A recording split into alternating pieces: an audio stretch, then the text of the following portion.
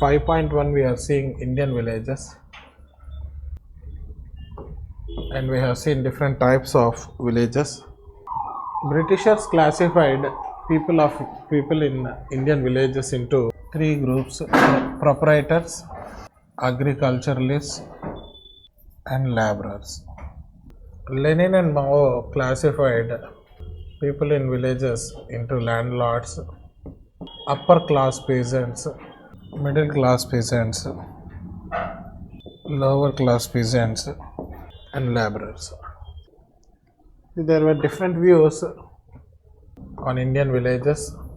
You have colonial view, anti-colonial view, Marxist view, and modern view. So put the side heading colonial view. See, this is actually given by some colonial people.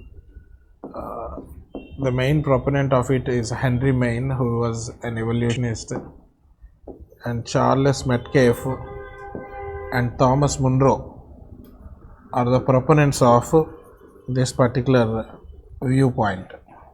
See, other one is anti-colonial view, which was given by O'Malley and Gregson, which was also later endorsed by M.N. Srinivas. So, according to them, Indian villages are not rigid, and they are against the view of colonial people. And this is a book view, and this is mostly a field view, which is based on some field work. So these people are opposing this view. So they are quite flexible in nature, and they are receptive to changes. Is the version of anti-colonial view. According to Karl Marx, next one is Marxist view, given by Karl Marx. See, according to this view, the traditional social structure of Indian villages was destroyed by Britishers. So after the advent of British, they introduced some new concepts like capitalism and feudalism, which destroyed the social fabric of Indian villages. So that is a Marxist view. Next one is modern view, which was given by Oscar Lace and M.N. Srinivas.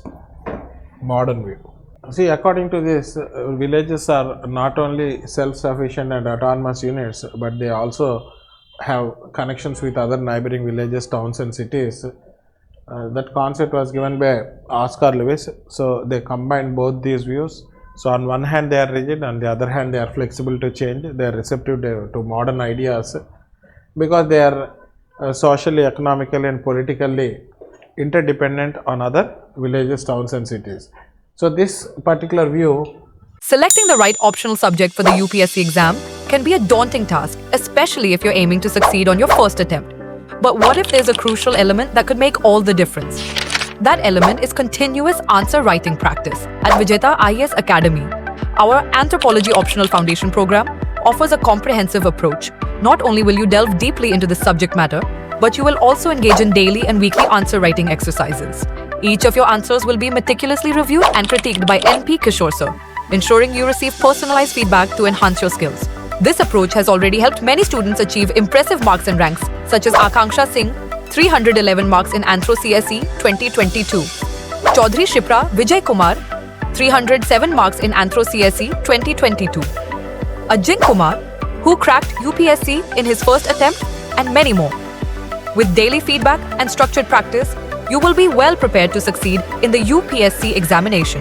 With our focused feedback and structured practice, you'll be well equipped to improve your performance and boost your chances of securing a top rank in the CSE. Don't wait any longer. Enroll in Vijetha IAS Academy today and unlock the proven success formula for conquering the UPSC exam.